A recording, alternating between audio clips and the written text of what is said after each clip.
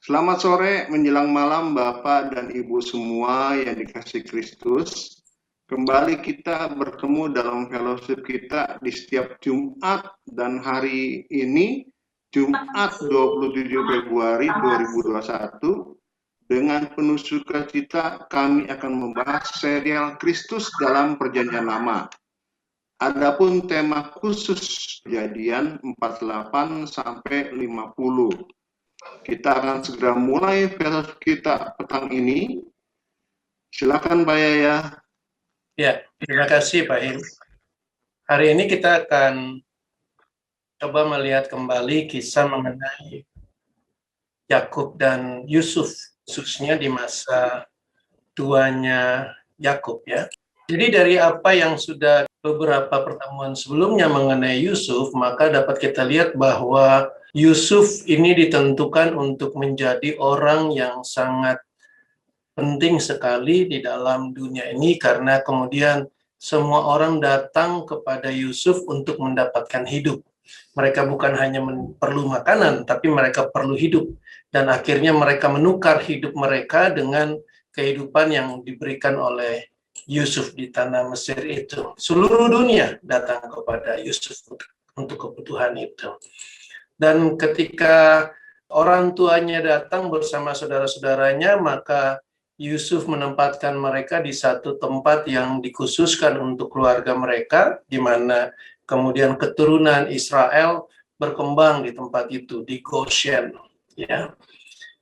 Nah, kalau kita melihat di dalam pasal 48 ini, di sini dikisahkan bahwa ketika di masa tuanya Yakub, ia berada dalam kondisi yang sedang sakit. Ya. Kemudian dia memanggil Yusuf, dan Yusuf datang bersama-sama dengan kedua putranya. Nah, di dalam pasal ke-48 ini kita bisa melihat bagaimana kedua putra Yusuf ini, Efraim dan Manasye, itu diberkati oleh Yakub. Ya. Jadi ya Yusuf mendapatkan kedua putranya itu ketika dia sudah diangkat menjadi penguasa di Mesir, lalu oleh Firaun dia diberikan Asnat, ya, dan kemudian lahirlah Manasye yang memiliki arti Allah yang telah membuat aku lupa sama sekali kepada kesukaranku dan kepada rumah bapakku. Itu Manasye adalah anak yang sulung. Dan kemudian lahir pula anak yang kedua, anak yang bungsu, Efraim, yang memiliki arti bahwa Allah membuat aku mendapat anak dalam negeri kesengsaraanku. Itu bisa dibaca dalam Kejadian 41 ayat 50 sampai 42. Jadi Yusuf dengan kedua anaknya ini datang menghadap kepada Yakub, lalu kemudian Yakub menerangkan mengenai perkataan Allah kepadanya ketika dia berada di Luz, ya, di tanah Kanaan. Ini kita bisa baca dalam kisah Yakub sebelumnya.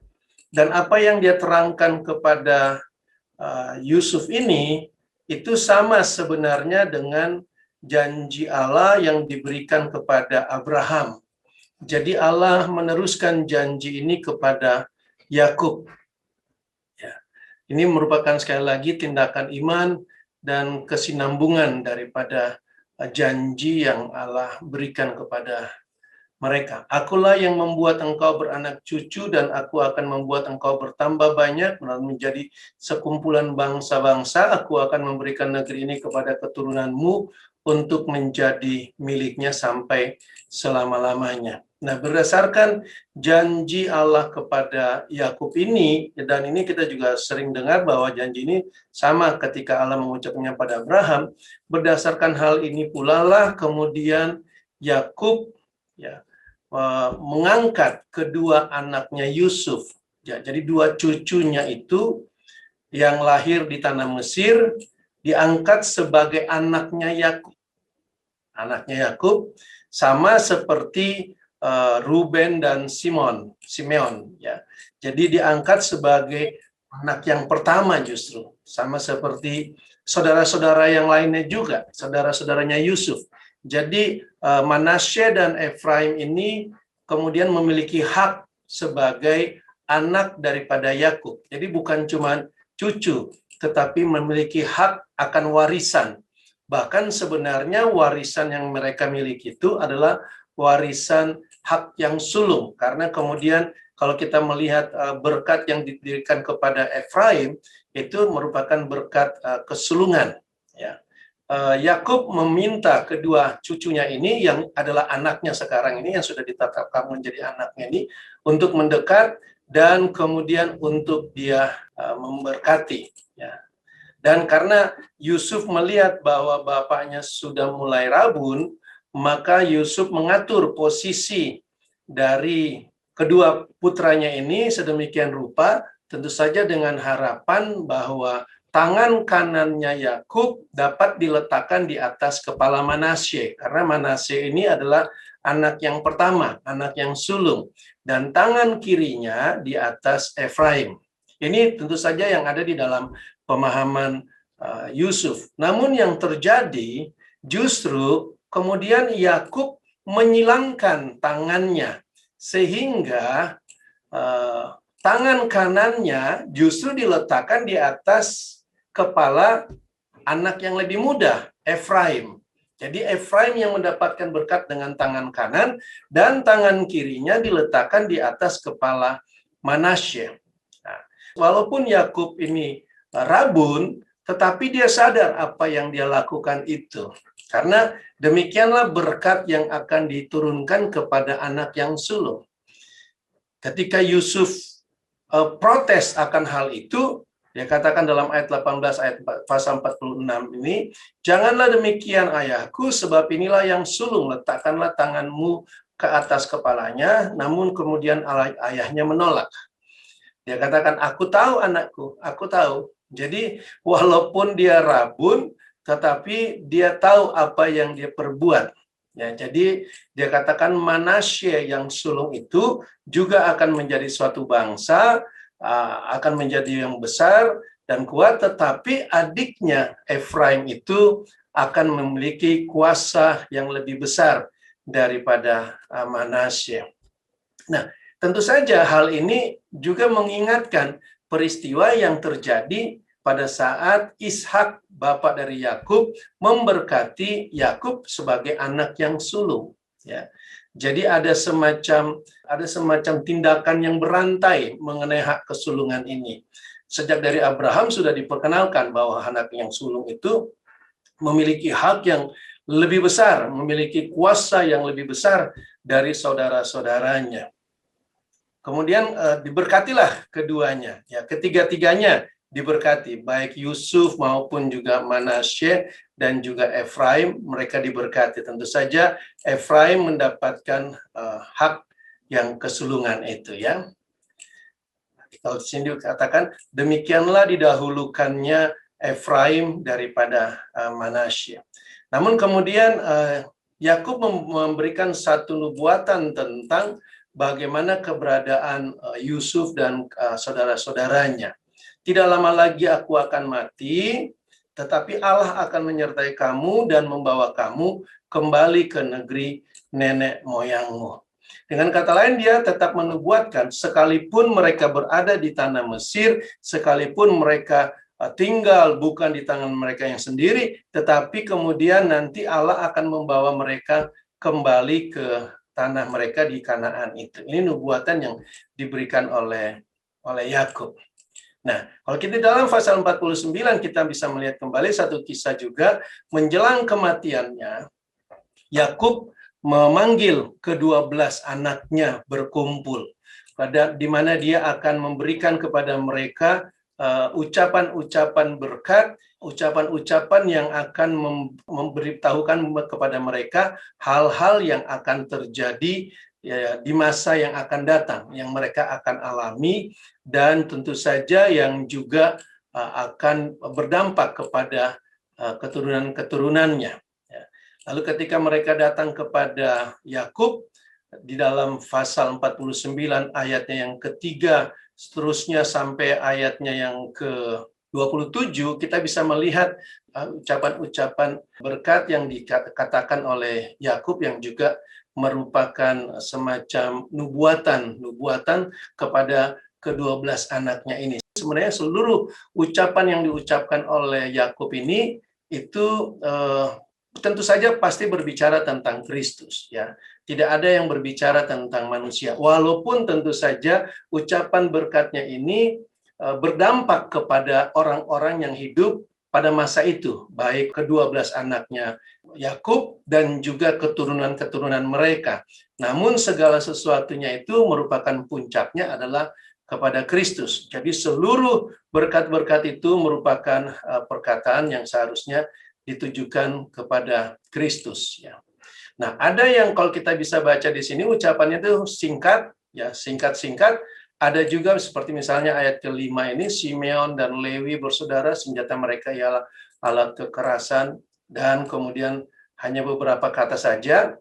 Namun ada yang terlihat sangat spesial, yaitu kepada Yusuf dan kepada Yehuda. Ya, jadi ucapan berkat kepada Yusuf dan kepada Yehuda ini tentu saja merupakan hal yang spesial, karena kepada Yusuf diberitahukan mengenai hak kesulungan, walaupun tidak secara langsung diucapkan di situ, namun sebagaimana sebelum Yakub memanggil ke-12 anaknya ini, terlebih dahulu Yakub sudah memberkati Yusuf dengan kedua anaknya, dan di situ hak kesulungan sudah diberikan, sehingga kalau kita lihat di dalam Kejadian 48 ini, ucapan kepada Yusuf bahwa ia seperti pohon buah-buahan yang muda, pohon buah-buahan yang muda pada mata air, dahan-dahannya naik mengatasi tembok. Nah, perkataan dahan-dahannya ini dapat diartikan sebagai keturunan daripada Yusuf. Ya, jadi semacam bagaimana kedua anaknya Yusuf itu kemudian begitu dahsyatnya sehingga dia menempati tempat yang sangat tinggi. Ya, dia bahkan bukan cuma menjadi cucu daripada Yakub, tetapi diperhitungkan sebagai anak bagi Yakub dan mendapatkan hak kesulungan. Efraim mendapatkan hak kesulungan. Di dalam kisah perjalanan bangsa Israel, kita bisa melihat bahwa Efraim ini menempati posisi yang sangat tinggi ketika keturunan Efraim ini memerintah di bagian utara daripada Israel. Nah, ucapan berkat lainnya yang juga sangat menonjol adalah ucapan kepada Yehuda. Yehuda mendapatkan posisi yang sangat tinggi karena kemudian kepada Yehuda dikatakan bahwa kepadamu akan sujud anak-anak ayahmu. Jadi Yehuda akan menjadi pemimpin, ya. Dan bahkan bukan cuma Yehuda menjadi pemimpin, tetapi tongkat kerajaan tidak akan beranjak dari Yehuda. Jadi ada pemerintahan Allah, lambang pemerintahan. Sampai kapan tongkat kerajaan tidak akan beranjak dari Yehuda? Sampai datang yang berhak atasnya. Kalau di dalam bahasa aslinya dikatakan sampai Shiloh datang. Shiloh itu adalah ungkapan kepada Mesias. Jadi sebenarnya dari sejak zaman Abraham itu, pemahaman akan kedatangan juru selamat itu, pemahaman akan kedatangan raja dan imam itu, yaitu Mesias, itu sudah dipahami oleh mereka. Bahkan ketika Yakub mengucapkan ucapan berkat ini, dia katakan dengan langsung bahwa tongkat kerajaan tetap akan ada di tangan Yehuda, dan kita bisa melihat bagaimana pemerintahan keturunan Yehuda itu ketika Daud, ketika Salomo, yang mereka ini berasal dari suku Yehuda. Bahkan sampai Yesus datang pun, sampai Mesias yang datang ini, sampai dia yang berhak atasnya itu datang, maka itu pun masih keturunan daripada Yehuda. Kita tahu Yesus itu keturunan dari Yehuda.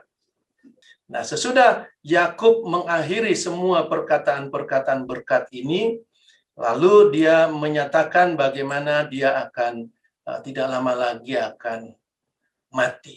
Ya, kalau kita lihat di dalam ayatnya yang ke-29 dari pasal 49 ini, dia katakan dengan jelas bahwa apabila aku nanti dikumpulkan kepada kaum leluhurku, kuburkanlah aku di sisi nenek moyangku dalam gua yang di ladang Efron, orang Het itu. Dalam gua yang di ladang Makpela di sebelah timur Mamre di tanah Kanaan. Ladang yang telah dibeli Abraham dari Efron, orang Het itu, untuk menjadi kuburan milik. Dan kita tahu Gua Mapela ini merupakan tempat pertama kali Abraham menguburkan Sarah. Ya, dan kemudian Abraham juga dikuburkan di situ, lalu juga dikuburkan anaknya Ishak beserta istrinya Ribka. Dan sekarang Yakub juga menghendaki supaya dia juga dikuburkan di kuburan ini. Kuburan ini menjadi sesuatu yang sangat penting dalam rancangan yang memang diperlihatkan kepada orang-orang percaya sebagai message tentang bersatunya orang-orang percaya di satu tempat. Yakub tidak mau tetap berada di Mesir. Dia tidak mau dikuburkan di Mesir. Dia tidak mau mati di Mesir dan dikuburkan di Mesir. Ya, tetapi ada satu kuburan, ada satu tempat yang memang menjadi tempat penungguan ya mereka, orang-orang percaya ini, baik Abraham, baik Ishak, baik juga Yakub ini, mereka dikuburkan di Makpela itu. Dengan kata lain, disitulah tempat mereka berkumpul. Ya. Kalau kita bisa melihat itu semacam tempat di mana mereka menunggu kebangkitan, menunggu Silo, menunggu Mesias itu dinyatakan. Mereka menunggu tanah Israel yang natural itu, tanah milik mereka itu menjadi kepenuhan di dalam roh. Ya, jadi ini jelas sekali kalau kita baca di dalam kisahnya di dalam Ibrani 11. Ya, bahwa mereka itu seperti orang yang perantauan, orang-orang asing di dalam dunia ini, dan mereka menunggu kapan kegenapan untuk mereka berada di tanah di mana mereka dilahirkan, tanah di mana mereka diberikan kehidupan, dan tanah itu tentu saja adalah Kristus itu sendiri ya. Jadi mereka menunggu di dalam kuburan ini. Jadi mereka kalau kita baca di sini bagus sekali. Mereka itu kalau kita baca dalam kematian-kematian Abraham, Ishak dan Yakub ini itu atau bapak-bapak patriark ini kalau mereka mati, mereka bukan hanya dikatakan bahwa kalau aku mati. Tetapi ini ada perkataan bagus sekali yang dikatakan oleh Yakub di sini, kalau nanti aku dikumpulkan kepada kaum leluhurku. Jadi bukan hanya mati dan habis begitu rupa, tetapi bagi mereka kematian itu merupakan kesatuan mereka dengan para leluhurnya. Tentu saja yang dimaksudkan dengan leluhurku di sini dalam kisah Yakub ini itu berbicara tentang Abraham dan juga bapaknya, yaitu Ishak. Kalau kita baca di dalam kitab Ibrani itu bagus sekali ya. Misalnya contohnya di dalam ayat yang ke-13, dalam iman mereka semua ini telah mati sebagai orang yang tidak memperoleh apa yang dijanjikan itu, tetapi dari jauh melihatnya dan melambai-lambai kepadanya, dan yang mengakui bahwa mereka adalah orang asing dan pendatang di bumi ini. Jadi itu yang memang menjadi gambaran daripada penguburan ini. Mereka tidak melihat diri mereka itu seperti orang yang sudah memiliki pada masa itu. Bahkan kalau kita lihat Yakub, dia seharusnya sudah tenang berada di Mesir karena Yusuf anaknya sudah menjadi penguasa. Tentu saja dia sebagai orang tuanya juga menjadi orang yang sangat disegani. Namun ternyata dia tidak mau tinggal di Mesir, tidak mau mati di Mesir, tetapi dia merindukan suatu tempat. Jadi di dalam iman mereka itu, di dalam apa yang mereka lihat mengenai Kristus itu sudah terlihat, dan mereka menyatakannya bahwa mereka ingin berada bersama di tempat yang memang menjadi apa yang sudah diperlihatkan Allah pada mereka. Ayat 14 dari kitab Ibrani 11, sebab mereka yang berkata demikian menyatakan bahwa mereka rindu dengan mencari suatu tanah air. Dan kalau sekiranya dalam hal itu mereka ingat akan tanah asal yang telah mereka tinggalkan, maka mereka cukup mempunyai kesempatan untuk pulang ke situ. Tetapi ternyata mereka malah merindukan tanah air yang lebih baik, yaitu suatu tanah air surgawi. Ya, dan seterusnya. Lalu di bawahnya dalam pasal ini kita bisa melihat bagaimana Abraham bertindak, ya, karena iman Abraham bertindak. Ini orang-orang yang memang tadi dikatakan bahwa mereka merindukan tanah air yang dijanjikan Allah. Begitu juga dengan Ishak, begitu juga dengan Yakub, ya, dan seterusnya. Ini tadi dikatakan bahwa karena iman Yakub ketika hampir waktunya akan mati, ya tadi yang kita sudah bahas, memberkati kedua anak Yusuf lalu menyembah sambil bersandar pada kedua tongkatnya. Jadi semua tindakan-tindakan ini itu memperlihatkan iman mereka. Ya, jadi termasuk dengan tentang kematian yang akan terjadi pada mereka dan penguburan yang mereka harus lakukan. Nah, mereka semua ini orang-orang yang boleh dikatakan menantikan kapan kebangkitan itu terjadi. Tentu saja di masa Yakub, di masa Abraham dan juga Ishak, berita tentang kebangkitan itu belum terjadi, karena akan terjadi. Kenapa akan terjadi? Karena sang kebangkitan itu, akulah kebangkitan, kata Yesus, belum datang pada waktu itu. Jadi orang-orang ini di dalam seluruh masa perjanjian lama sampai Yesus bangkit adalah orang-orang yang mati di dalam iman. Mereka mati menantikan kebangkitan itu terjadi. Mereka melihat hal ini, gambaran ini. Bahkan Yesus sendiri 2000 tahun yang lalu, ketika dia datang ke dalam dunia, dia mati, dia pun dikuburkan. Jadi dikuburkan ini, itu merupakan suatu gambaran, suatu kiasan tentang bagaimana kita berada di dalam suatu tempat, sebagaimana diperlihatkan dengan Gua Makpela ini. Ya. Jadi suatu tempat penantian, suatu tempat di mana kita dipersatukan di situ. Tentu saja dipersatukannya dalam iman, ya, dipersatukan dalam iman. Sebagaimana Kristus berada di dalam kubur itu, maka demikian pula Abraham, demikian pula Ishak, demikian pula Yakub, mereka melihat mereka ingin dipersatukan bersama-sama dengan Kristus yang mati itu. Jadi bayangkan, ribuan tahun sebelum kedatangan Yesus, mereka sudah melihat bahwa kita manusia itu akan dipersatukan di dalam kematian bersama dengan Kristus.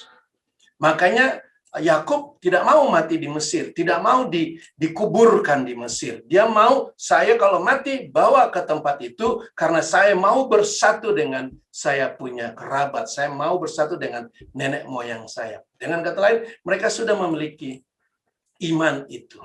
Nah, bagi mereka zaman dahulu itu mereka dipersatukan dengan melihat ke depan, sekali lagi melihat bahwa Mesias akan datang, Mesias yang adalah kebangkitan itu. Bagi kita yang sekarang, karena Mesias sudah datang, Mesias sudah hadir, maka tentu saja kita melihat ke belakang, kita melihat kepada Mesias yang sudah datang, tetapi untuk bisa bersatu dengan Mesias yang sudah datang itu, maka kita juga harus masuk ke dalam kematiannya. Jadi sekali lagi penguburan itu, goa itu, kubur itu adalah tempat di mana kita dipersatukan dengan Mesias. Kita dikumpulkan dengan Kristus. Berbeda sekali ajarannya zaman sekarang. Banyak orang berpikir kita itu dikumpulkan bersatu dengan Kristus melalui agama-agama, melalui agama Kristen. Kita dikumpulkan dalam Kristus itu di dalam gereja, di dalam organisasi. Itu bukan berita daripada Alkitab ya. Jadi kita dikumpulkan dalam Kristus, sekali lagi bukan di dalam agama Kristen. Karena berkali-kali kita suarakan bahwa Yesus sendiri tidak pernah beragama Kristen. Tetapi Yesus sendiri mati dan dikuburkan. Sebagaimana Abraham mati dan dikuburkan. Sebagaimana Ishak mati dan dikuburkan. Sebagaimana Yakub mati dan dikuburkan. Demikian pula nanti Yusuf. Dia juga melihat bahwa kalau dia mati, itu perkataan Yusuf di dalam kitab Kejadian 50, dia katakan kalau saya mati, maka saya mau tulang-tulang saya itu dibawa ke Kanaan, dikuburkan di mana Abraham berada, di mana Yakub berada, di mana Ishak berada. Ini yang dilihat juga oleh Yusuf. Jadi kalau kita berbicara tentang orang beriman, mereka punya pandangannya sama. Mereka tidak dikotak-kotakan oleh pribadi-pribadi, mereka tidak dikotak-kotakan oleh organisasi-organisasi sehingga pemahaman mereka tentang Mesias itu berbeda satu sama lain. Tidak. Abraham dia tahu Gua Makpela harus disediakan. Makanya dia buat itu, lalu terjadilah, dan orang-orang yang beriman itu mereka dikumpulkan di situ sebagai gambaran sekali lagi bahwa kita semua orang yang beriman, kita semua orang yang berada di dalam Kristus, kita semua sebenarnya dipersatukan di dalam kematian Kristus. Bagi kita yang sekarang, kalau kita selagi kita hidup tidak menerima kematian Kristus, maka kita tidak pernah dipersatukan dengan Kristus. Karena sekali lagi saya katakan bahwa kita ini bukan dipersatukan di dalam kebangkitan Kristus. Ajaran-ajaran dalam agama Kristen kita kebanyakan di luar sana berteriak, dan sampai sekarang orang-orang Kristen kebanyakan percaya bahwa mereka dipersatukan di dalam kebangkitan Kristus. Karena Kristus sudah bangkit, maka kita sudah dipersatukan. Itu berita yang datang dari agama. Tetapi apa yang diberitakan dalam Alkitab justru dikatakan bahwa kita ini dipersatukan dalam kematian. Nah, sekarang menjadi masalahnya adalah kalau saya mati jasmani, baru saya dipersatukan dengan Kristus, maka sebenarnya saya tidak pernah dipersatukan dengan Kristus. Kenapa? Karena Kristus sudah bangkit. Nah, saya ulangi lagi sedikit mengenai tadi kisahnya. Para nenek moyang ini, nenek moyang Israel ini, mereka dikuburkan dalam rangka menantikan Mesias yang akan datang, yang akan bangkit. Dan ketika Mesias ini datang 2000 tahun yang lalu, maka mereka yang berada di dalam kematian itu dibangkitkan terlebih dahulu bersama-sama dengan Kristus di sorga. Tentu saja yang pertama kali dibangkitkan itu Yesusnya. Kenapa? Karena Yesuslah kepala itu. Kemudian baru menyusul tubuhnya. Jadi sekali lagi, saya katakan bahwa ketika kita mengakui kita adalah sebagai tubuh Kristus, kita adalah tubuh Kristus dalam kebangkitan. Jadi kalau orang Kristen menunggu kapan dia mati secara jasmani baru dia berpikir dia dibangkitkan, itu sudah terlambat. Karena sebenarnya ketika kita menjadi tubuh Kristus, kita menjadi tubuh Kristus yang sudah bangkit. Sudah bangkit. Jadi kalau selama hidup ini kepada kita dikatakan bahwa kita belum dibangkitkan, ini kembali apa yang kita sudah bahas kemarin tentang Himeneus. Kalau kepada kita bahwa kita belum dibangkitkan, kita tidak pernah bisa memiliki status sebagai tubuh Kristus selagi kita hidup, ataupun ketika kita mati secara jasmani pun kita tidak pernah dikenal oleh Kristus. Karena selagi kita hidup, tidak pernah kita menjadi tubuhnya. Ya. Nah, kalau dulu mereka menantikan kebangkitan itu datang dengan datangnya Mesias, maka tentu saja bagi kita yang sekarang, karena Mesias sudah dibangkitkan, maka kita pun harus dipersatukan dengan Mesias.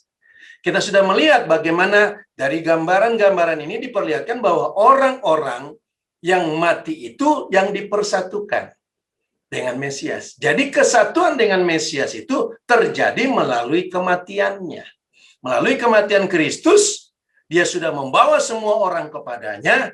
Dan kalau kita menerima kematian Kristus itu sebagai kematian kita, kita masuk di dalam kematian itu, maka tentu saja kita akan kembali menerima kebangkitan. Saya nggak bosan-bosannya untuk kembali coba memperlihatkan bahwa itulah yang sebenarnya ditulis Rasul Paulus di dalam Roma 6 itu ya. Perhatikan dalam Roma 6 ayatnya yang ketiga ini. Ayat yang ketiga Roma 6 mengatakan dengan jelas, atau tidak tahukah kamu bahwa kita semua telah dibaptis dalam Kristus. Telah dibaptis dalam kematiannya. Jadi dibaptis ini bukan baptis air, bukan baptis percik, bukan baptis ngambang, atau baptis apa saja yang ada dalam gereja. Bukan dibaptis oleh gereja, bukan dibaptis oleh pendeta, tetapi kita dibaptis itu artinya kita dimasukkan ke dalam. Kita baptiso, kita dimasukkan ke dalam Kristus. Ya, tidak tahukah kamu bahwa kita semua telah dimasukkan ke dalam Kristus, telah dimasukkan dalam kematiannya.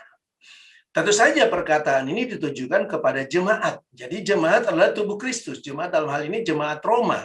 Ya, bagi mereka yang menjadi tubuh Kristus, maka mereka sudah dimasukkan ke dalam kematian Kristus. Maka dengan demikian kita telah dikuburkan bersama dengan Dia. Perhatikan kata bersama-sama dengan Dia ini. Nah, bersama-sama dengan Dia ini sama sebagaimana ketika Yakub merindukan ya kematiannya itu untuk dia dikuburkan bersama-sama dengan Abraham, bersama-sama dengan Ishak. Jadi kenapa? Karena disitulah mereka melihat realita bahwa mereka pun dikuburkan bersama dengan Kristus melalui kematian Kristus. Kenapa kita harus melihat hal ini? Karena kita mengetahui satu prinsip bahwa sama seperti Kristus telah dibangkitkan dari antara orang mati, demikian juga kita akan hidup dalam hidup yang baru. Jadi kalau kita mau hidup dalam hidup yang baru, maka tentu saja prosesnya harus melalui kematian dan dikuburkan. Sebab, ini yang tadi saya katakan, ayat kelima. Jika kita telah menjadi satu dengan apa yang sama dengan kematiannya. Jadi menjadi satu dengan kematiannya dahulu yang penting. Maka kita juga akan menjadi satu dengan apa yang sama dengan kebangkitannya. Ini message yang komplit. Ini message yang komplit bahwa kita harus menjadi satu terlebih dahulu dengan apa yang disebut dengan kematiannya.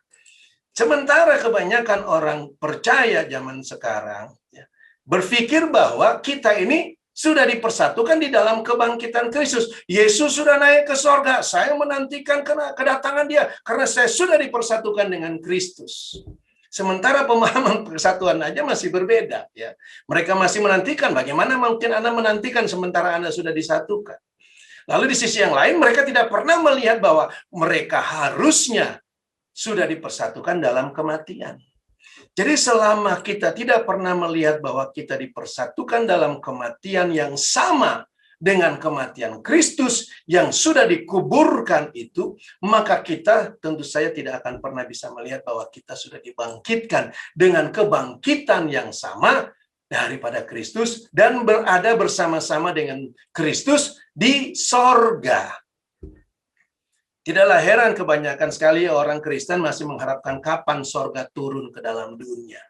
Dia tidak melihat realitanya kalau dia sudah bersama-sama dengan Kristus, maka dia sudah bersama-sama dengan Kristus di sorga.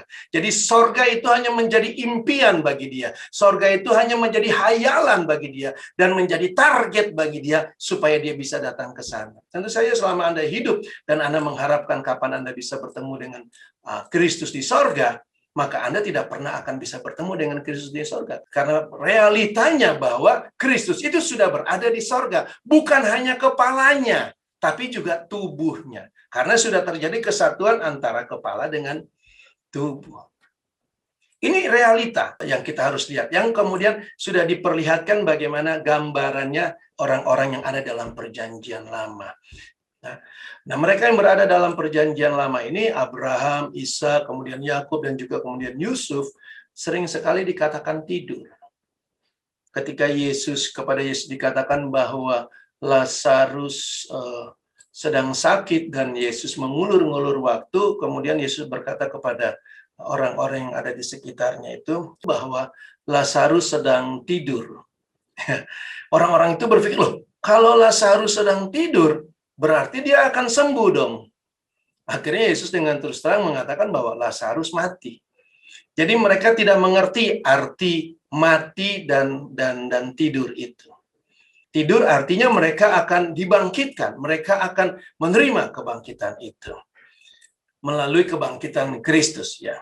Dan kemudian Yesus memperagakan melalui Lazarus itu, dia memanggil Lazarus untuk keluar dari kematiannya itu, dan kemudian bagus sekali nanti kalau kita lihat ayatnya itu, dikatakan situ bukan dikatakan begini, maka keluarlah Lazarus dari kuburnya. Tidak, tetapi dikatakan dengan bagus bahwa orang yang mati itu keluar dari kuburnya. Jadi itu adalah the way-nya, itu adalah jalannya, itulah adalah caranya yang ditentukan Allah untuk bisa masuk ke dalam sorga. Nah, ketika dia yang dari sorga sudah datang dan dia sudah masuk dalam kematian dan membawa orang-orang yang mati ini untuk bersama-sama dengan dia, maka tentu saja sorga itu sudah terbuka bagi semua orang yang melalui kematian. Jadi bukan semua orang yang berkata, aku percaya kepada Yesus, menerima Yesus, angkat tangan, maka engkau masuk surga. Bukan itu. Tetapi sekali lagi, kita harus datang melalui kematian. Itulah tempat di mana kita dikumpulkan, tempat di mana kita dipersatukan, ya, bersama-sama dengan orang-orang percaya. Tentu saja orang-orang percaya yang dari zaman perjanjian lama maupun kita yang sudah berada dalam perjanjian baru, semua dipersatukan di dalam kematian, dan melalui kematian inilah kita menerima kebangkitan, karena itulah jalan yang sudah ditentukan Allah. Kita teruskan dalam diskusi kita selanjutnya, Pak Him. Terima kasih. Baik, terima kasih Pak JK, luar biasa. Gambaran yang luar biasa yang disampaikan. Tapi gini Pak JK, saya mau mulainya saja. Ini kalau kita lihat bagaimana kehidupan orang-orang beriman yang melihat iman itu yang dijanjikan, itu bisa begitu sesuai dengan rencana Allah. Siapa yang bekerja di balik semua itu, Pak? Apakah orang itu memang kalau sekarang kan ada Roh Kudus. Kalau dulu bagaimana, Pak ya? Roh Kudus juga. Roh Kudus tidak pernah tidak bersama dengan orang percaya. Sejak dari kitab Perjanjian 1 ayat awal-awalnya itu kan sudah dikatakan bahwa Roh Kudus pun ikut di dalam penciptaan. Jadi ketiganya itu, baik Bapa, baik Anak maupun Roh Kudus, tidak pernah pisah-pisah begitu. Seperti ada teori dalam teologi ya, bahwa dulu itu yang bekerja Sang Bapa. Kemudian ketika 2000 tahun yang lalu Yesus datang, itu adalah waktu di mana Sang Anak bekerja. Lalu sekarang ini katanya yang bekerja Roh Kudus. Itu teori yang mencoba memisahkan Allah yang satu itu ke dalam tiga pekerjaan Allah itu yang terpisah oleh waktu. Ketiganya itu tidak pernah terpisah. Bapa, Anak, dan Roh itu tidak pernah terpisah ya. Jadi sebagaimana juga yang kita suka singgung juga, oneness juga berusaha memisahkan ketiganya ini, yang lalu mereka bilang cuma satu, tetapi sebenarnya lalu mereka pisah-pisah juga dalam tiga fungsinya yang berbeda-beda. Nah, usaha-usaha seperti itu membuat orang tidak mengenal Allah. Kalau kita perhatikan sejak dari awal, maka kita bisa melihat dengan jelas bahwa Allah bekerja. Allah tentu saja seutuhnya Allah ya. Bapa, Anak, dan Roh itu hadir di dalam pekerjaannya. Khususnya dalam perjanjian lama kan kita sudah bahas bahwa di situ Allah kan membuat blueprint, Pak. Jadi kalau Allah yang membuat blueprint, berarti Allah yang bekerja. Jadi ini bukanlah peristiwa-peristiwa yang karangan orang begitu. Kok Abraham bisa tahu? Kok si Ishak bisa tahu? Kok si Yakub bisa tahu? Kan kita lihat sendiri di dalam kisah itu bahwa Allah berbicara kepada Abraham. Nah, kalau Allah berbicara kepada Abraham, berarti dia tahu. Berarti Allah memberitahukan akan rancangannya.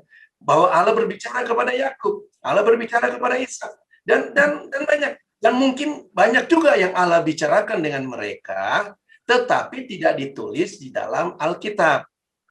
Jadi dalam perjalanan mereka itu, kita bisa melihat konsep-konsep berpikirnya mereka. Kalau menurut saya, mereka punya konsep berpikir seperti itu, pasti sudah ada dialog mereka dengan Allah. Pasti sudah ada pengalaman mereka dengan Allah akan peristiwa-peristiwa itu, Pak. Jadi bukan berarti mereka tidak ada penyertaan Allah di situ. Justru kalau saya lihat itu kelihatan sekali penyertaan Allah dalam kitab Perjanjian Lama. Semua itulah yang kita katakan sebagai iman. Oke Pak, kalau Abraham kan kita tahu bagaimana dia dipanggil dan dipilih Tuhan, diutus gitu. Tapi kalau kepada keturunannya, itu karena janji kepada Abraham ya Pak ya? Oh, semua janji Abraham, termasuk Yakub juga janji pada Abraham. Karena awalnya kan Abraham kan? Iya. Lalu kan mau dikasih lihat bahwa dari Abraham ini akan turun sampai Kristus itu datang. Oke. Sepertinya Pak Raden sudah siap ya dengan pertanyaan. Tadi sudah buka mic-nya. Oke, terima kasih banyak. Selamat sore Pak Raden. Selamat sore. Jadi begini, uraian ini sudah benar-benar membuka pola pikir kita. Apa Gua Mapela itu mewakili itu kumpulan orang-orang percaya, Pak? Dan di luarnya tidak. Orang-orang percaya yang mati, mereka dikumpulkan di Gua Mapela itu. Jadi kalau di luar enggak? Jadi dalam kisah ini diperlihatkan itu kan gua untuk penguburan. Ya. Gua untuk penguburan. Jadi mereka masuk dalam kematian, itu gambarannya. Jadi ketika mereka masuk dalam kematian, mereka disatukan di situ. Ya, jadi sama seperti kita mati bersama dengan Kristus, gitu ya. Mati bersama dengan Kristus, disatukan dalam Kristus di dalam kematiannya. Itu gambarannya. Tentu saja kalau tidak mati, ya dia tidak ada di dalam goa Mapela itu, Pak. Jadi begini Pak, jadi mungkin share sebelumnya bahwa Goa Mapela ini adalah mulai dari Abraham, Ishak, Yakub, dan Rahel tidak dikubur di dalam itu, Pak. Yang dikubur di dalam itu adalah Lea. Kalau Rahel dikubur di pinggir jalan mau ke Efrata gitu, kira-kira gitu di Kejadian 35. Ya. Jadi apakah Rahel ini di luar karena dia mencuri Tuhannya Laban? Akhirnya dia kena kutuk, jadi tidak sampai sadari si Yakub menguburkan dia di jalan mau ke Efrata, tidak disuruh masuk ke Mapela. Si Lea dimasukkan ke situ. Kira-kira gimana penjabarannya, Pak? Ya. Terima kasih. Kalau saya melihat mereka yang dikuburkan di mana di dalam Mapela itu adalah bagian daripada kesulungan. Kalau kita lihat di situ Abraham, istri yang pertama kan Sarah, Pak. Iya, Sarah. Nah, istri yang pertama itu artinya yang pertama lah. Istri yang pertama ya pertama, dia dikuburkan di situ. Kemudian Ishak dikuburkan Ribka. Ishak kan tidak punya istri dua kan, cuma satu kan. Nah, dikuburkan situ. Lalu begitu juga dengan si Yakub. Yakub istrinya yang pertamanya, Lea, yang dikuburkan. Jadi kalau saya melihat itu merupakan gambaran yang pertamanya, Pak. Yang pertama itu yang berada di dalam penguburan itu. Jadi sama seperti kematian Yesus. Yesus itu kan anak yang sulung kan. Jadi kita dipersatukan dengan anak sulung itu, menantikan kebangkitan anak yang sulung. Itu dia. Nah, Rahel bukan istri pertama, Rahel adalah istri yang kedua. Jadi walaupun ada gambaran-gambaran tentang Rahel yang diinginkan Allah, tetapi sekali lagi secara statusnya dia di dalam istrinya Yakub, dia yang pertama. Sama seperti Sarah, istri yang kedua kan enggak, Pak? Ya kan? Ya. Istri yang ketiga juga enggak kan? Keturah juga enggak. Yang istri pertama aja yang bersama dengan Abraham, ya. Ya kan? Kita kurang menyinggung salah satu, ya kita kan yang selalu kita singgung melihat Kristus di Perjanjian Lama atau di second and the first kan gitu. Silsilahnya sebenarnya harus ada yang ketiga, silsilah, karena dengan silsilah inilah muncul Sarah, Lea, Rahab, baru nanti si Ruth dan seterusnya, kira-kira gitu Pak. Iya, kalau Ruth kan dia bukan dari keturunan Israel. Ruth kan dari Kanaan. Iya, tapi kan artinya menjadi dia salah satu bagian dari silsilah Yesus yang ada di Matius. Oh iya. Kalau silsilah ya. Kenapa kalau silsilah? Kalau ini kan kita berbicara silsilah. Jadi kita harus bisa membedakan antara gambaran dengan maknanya dan juga dengan silsilah. Kalau silsilah tentu saja pasti ada hubungan silsilahnya yang diatur, yang di. Iya, artinya maksud saya kalau dia tidak muncul di the first and the second, berarti dia muncul di silsilah. Itu sebabnya kita Esther tidak ada menyinggung Allah di sana, pakai katanya apa tidak, tapi itu dimasukkan dari bagian dari Alkitab karena ada silsilah. Kalau itu tidak masuk, terpotonglah silsilah Yesus kan gitu Pak. Kira-kira itu pendapat saya. Sudah pasti. Kalau silsilah sudah pasti karena itu kan juga masuk di dalam Alkitab ya. Karena jadi ada banyak sebenarnya berbicara Kristus. Ada tadi Bapak tadi sudah singgung the first and the second, lalu ada silsilah, lalu ada lagi yang lainnya begitu Pak. Yang sebenarnya semuanya nanti mengacu kepada Kristus. Nah, tentu saja semua cerita-cerita ini kita harus bisa mengerti dari sudut pandangnya masing-masing begitu. Sudah pasti kalau dari silsilah pasti karena itu cerita yang Allah juga buat kan Pak? Iya, karena mengarah ke Kristus kan gitu. Iya, betul. Terima kasih Pak JK. Kasih, kembali Pak. Terima kasih Pak Paraden. Pak Tony Bun, silakan Pak Tony Bun. Oke. Saya hanya mengulang atau melihat dari konsistensi dari apa yang Tuhan perlihatkan. Fahim sekaligus bisa menjawab pertanyaan Pak Hin ke Pak JK tadi saya simak tentang pekerjaan Roh Tuhan. Itu konsistensinya Tuhan memang begitu kelihatan. Kalau lihat dari sisi tadi itu apa namanya itu,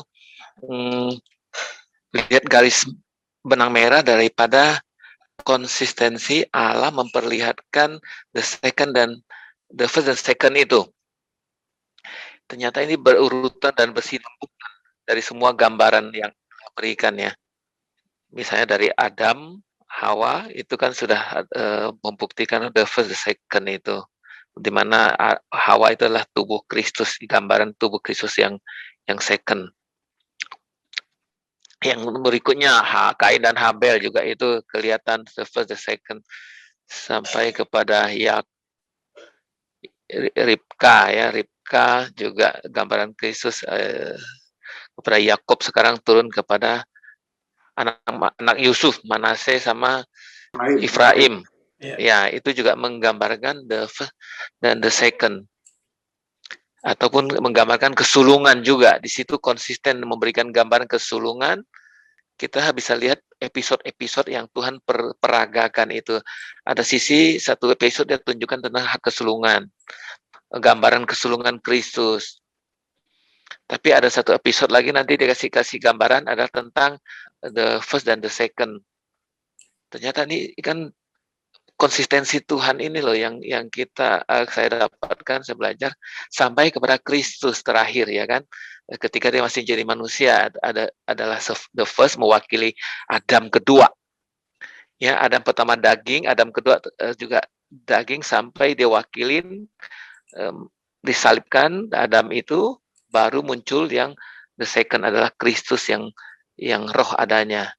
Nah, sampai kepada kita ini tubuh Kristus, manusia daging kita sebelum kita mati bersama Kristus kan itu berarti yang the first dulu. The first ini harus dihancurkan, harus mati bersama Kristus dan baru bisa masuk yang the second, di mana situlah menerima kemuliaan Allah, janji Allah digenapi, apa yang ada dalam Kristus kita miliki, kita ikut memerintah dalam kerajaannya yang ke second itu. Jadi memang ini garis benang merahnya yang harus kita tangkap, karena ini kehendak Allah, ini ketetapan Allah yang tidak bisa dikompromikan. Ketetapan yang maha kuasa, ya ini rule-nya, ini aturannya. Kalau kita melenceng atau berbantah-bantahan, yang rugi kita. Tidak ikutin aturan mainnya. Ibarat kalau kita ikut pertandingan lomba apapun, ada aturannya. Kalau gagal ikutin aturan, ya default atau dikeluarkan dari permainan itu gitu. Walaupun bisa duluan menang, tetap tidak mendapat hadiah karena tidak ikutin aturan gitu. Nah, jadi saya tangkap kita harus hidup dengan iman Kristus yang sudah digambarkan begitu jelas the first dan the second-nya ini, dan hak kesulungan yang digambarkan dengan jelas. Puji Tuhan, ini yang saya tangkap. Thank you, Pak. Ya, terima kasih Pak Tony. Silakan Pak JK. Memang apa yang Allah perlihatkan itu harusnya menjadi concern buat kita. Karena Allah kan bukan iseng bikin semua itu. Iya. Betapa luar biasa dia punya pekerjaan itu. Dan justru kalau kita tidak memperhatikan hal itu, kita lost, kita tersesat dalam perjalanan kita. Kan kita semua kan mau percaya Allah, terima Yesus, itu kan tanda kutipnya mau melihat realitas sorga itu kan. Nah, kalau kita tidak memperhatikan gambaran-gambaran tanda kutipnya sorga itu, maka kita lost, kita terhilang karena kita tidak memperhatikan gambaran yang sudah diberikan sebagai penunjuk istilahnya. Yang pertama itu sebagai penunjuk lah kepada yang realita. Oke. Iya, seperti kata Paulus juga kan, bahwa kita ikut bertanding tapi dia tidak sembarang memukul gitu. Jadi ada arahannya, ada rule-nya. Nah, ini yang harus kita ikuti. Thank you. Jelas Pak JK. Oke. Thank you. Baik, Pak Tony, terima kasih. Ini ada pertanyaan dari Pak Aryadi, Pak. Izin bertanya, Pak. Tadi dijelaskan bahwa baptis adalah ditenggelamkan di dalam Kristus. Namun di Perjanjian Baru, Yesus dibaptis oleh Yohanes dan sampai saat ini baptis dengan air dilanjutkan oleh seluruh gereja-gereja. Pertanyaannya, apakah baptis dengan air tidak penting lagi? Dalam arti orang tidak dibaptis dengan air juga tidak apa-apa. Yang penting kehidupan kita sudah tenggelam di dalam Kristus. Apakah demikian, Pak? Mohon penjelasannya.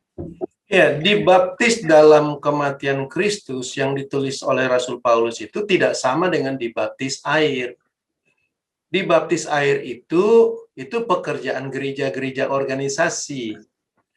Jadi tubuh Kristus, sekali lagi, tubuh Kristus tidak dibaptis oleh gereja-gereja organisasi. Beda ya. Jadi gereja organisasi di luar Kristus lah, itu sudah pasti. Gereja organisasi itu buatan manusia. Jadi mereka yang membuat metode bagaimana membaptis. Ambilnya pakai ayat-ayat Alkitab. Makanya kita bisa melihat gereja-gereja organisasi ini beda-beda cara membaptisnya. Kalau memang datang dari Tuhan, kok bisa beda-beda? Ada yang pakai dalam nama Yesus, ada pakai nama Bapa, Anak, dan Roh Kudus. Ada yang kalau mau komplit, ya dia pakai nama Bapa, Anak, dan Roh Kudus, yaitu Yesus Kristus. Itu sekali lagi berdasarkan mereka punya kebingungan sendiri. Bagaimana nih yang valid? Nah, tentu saja saya percaya gereja-gereja organisasi ini kan pasti ingin menghadirkan yang terbaik menurut pemahaman mereka. Tapi kan kita tidak pernah membaca di dalam Alkitab bahwa untuk diselamatkan itu engkau harus dibaptis oleh gereja. Kan tidak pernah dalam Alkitab. Kita mah jujur-jujur saja. Kalau ada dalam Alkitab, mari kita ikuti. Kalau tidak ada, ya kita tahu itu adalah prosesi yang dilakukan oleh gereja. Nah, apakah perlu atau tidak perlu? Gereja akan begitu seterusnya. Jadi kalau kita ada dalam gereja itu, kalau menurut saya, ikuti aja aturan gereja. Toh itu juga tidak membuat Anda berdosa, karena itu pemahaman gereja-gereja yang benar, mereka melakukan baptisan itu bukan supaya Anda diselamatkan. Betul. Itu kan paling butuh baptisan itu kenapa? Ya karena sebagai anggota gereja. Kemudian yang kedua, kalau mau menikah. Jadi itu kan cuma syarat-syarat dalam dunia.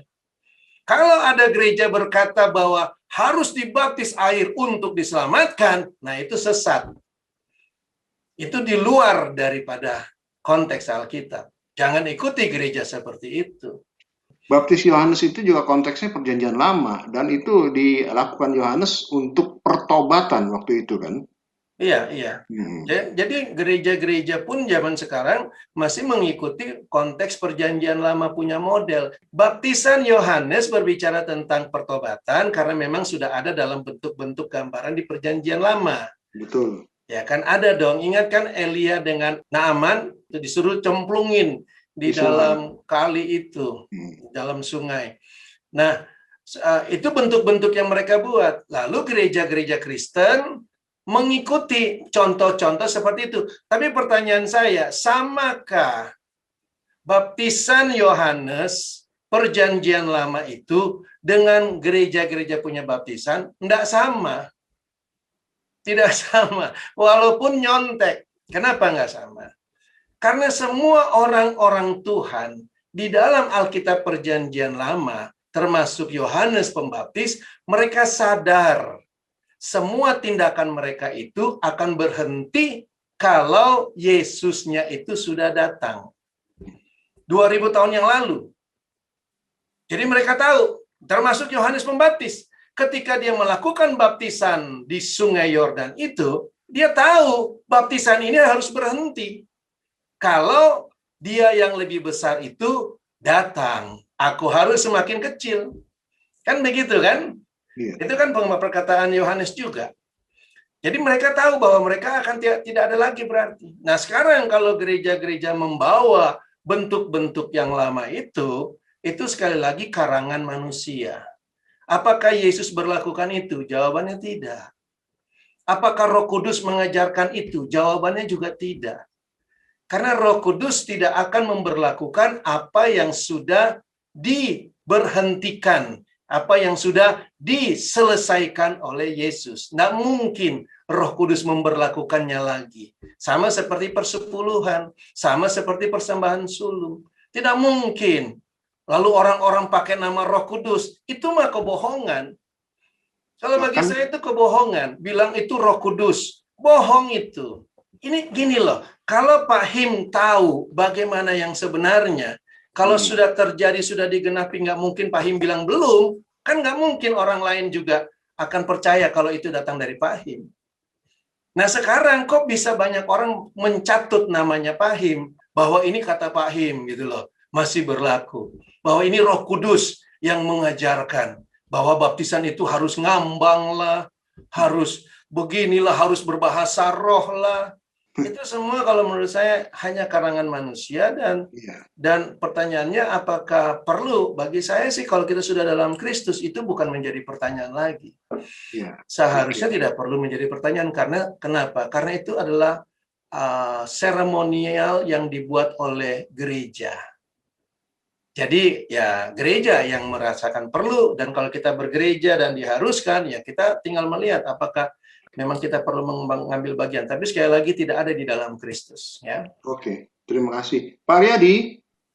Oke, terima kasih Pak. Jadi memang hal itu banyak dicontoh ya Pak di gereja-gereja lama saya, terutama yang di Naaman itu Pak. Naaman itu kan yang pentahiran. Jadi ada beberapa aliran gereja yang dulu saya pernah masuk itu ada namanya kolam pentahiran. Jadi segala macam penyakit kita masuk ke dalam kolam pentahiran dan berbahasa roh dan segalanya itu bisa sembuh. Dan memang bisa sembuh Pak, tapi ya tidak ada dasarnya di dalam Alkitab. Mungkin itu salah satu bentuk penipuan ya Pak ya, penipuan dari kuasa gelap. Oke Pak, ya makasih Pak. Tadi Pak tentang doa berkat yang diberikan Yakub kepada 12 anak-anaknya itu kan semacam doa juga Pak. Jadi kalau kita lakukan untuk anak-anak kita itu boleh nggak Pak? Jadi itu memang adalah perkataan Yakub terhadap anak-anaknya. Dan perkataan Yakub terhadap anak-anak ini kalau kita perhatikan dia punya struktur ya, dia lebih melihat kepada perilaku anak-anak itu. Jadi berdasarkan observernya dia. Jadi dia memperhatikan anaknya lalu dia nubuatkan. Dia sampaikan, dan itu tentu saja pasti karena dia masuk dalam Alkitab, maka kita bisa melihat kebenarannya. Gitu ya. Karena masuk dalam Alkitab itu kan pasti sesuai dengan Tuhan punya rancangan juga. Tapi maksud saya kalau kita lihat dia punya perkataan-perkataan itu, banyak dari perkataan itu karena sifat dari anak-anak itu. Jadi dengan memperhatikan sifat itu lalu dia ucapkan apa yang akan terjadi kepada anak-anaknya, dan kita bisa melihat bagaimana dalam perjalanan keturunan-keturunannya. Gitu ya. Nah, apakah kita bisa mengambil doa itu seperti sekarang? Sekali lagi konsep kita berdoa kan berbeda dengan mantra. Doa itu kan bukan mantra. Doa itu adalah fellowship. Doa itu fellowship. Kehidupan bersama kita dengan Allah itu bisa kita katakan doa. Jadi sama seperti saya dengan anak saya hidup bersama, lalu terjadi obrolan di situ. Itu doa. Doa. Jadi bukan anak saya nyontek dia ada di keluarga tetangga saya, lalu di tempat saya itu dia berdoa bagaimana keadaan di keluarga tetangganya itu terjadi pada keluarga kita. Itu bukan seperti itu. Jadi kita bukan mencontek doa-doa orang-orang yang ada dalam perjanjian lama supaya bisa terjadi pada kita. Ya, itu kalau kita berdoa seperti itu berarti kita berdoa tanpa pengertian. Apalagi itu bukan doa dengan iman, berarti kan doa kan harus dengan iman. Jadi sekali lagi kita berdoa bukan dengan teori, tetapi harus dengan iman. Ya. Oke. Dokter, silakan dokter. Dokter Albert. Iya. Wah, keren banget sih.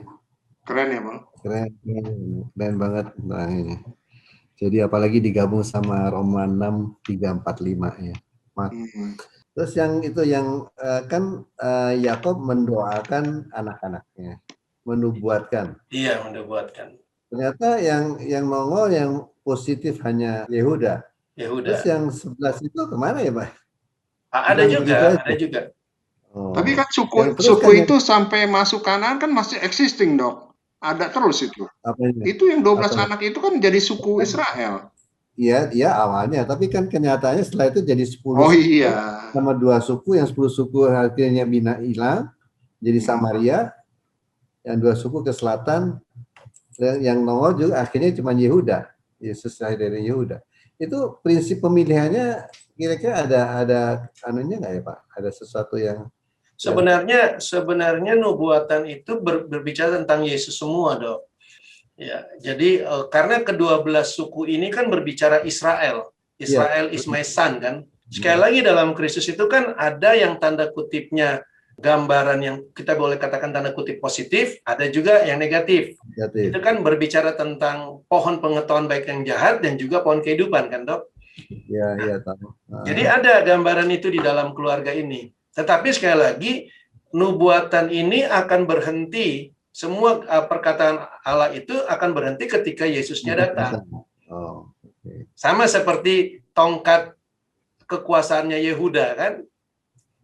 Kan dikatakan sampai Silo, sampai yang berhak atas itu datang. Oh, oke. Ya. Ya, setelah datang dalam Kristus, tidak ada lagi gambaran-gambaran itu berlaku karena sudah dalam Kristus sekarang. Sudah nggak diperlukan lagi ya. Tidak diperlukan lagi. Kalau kita baca secara letterlock gitu, kayaknya apa manfaatnya ya kalau kita ngerti tentang the first and the second itu ya?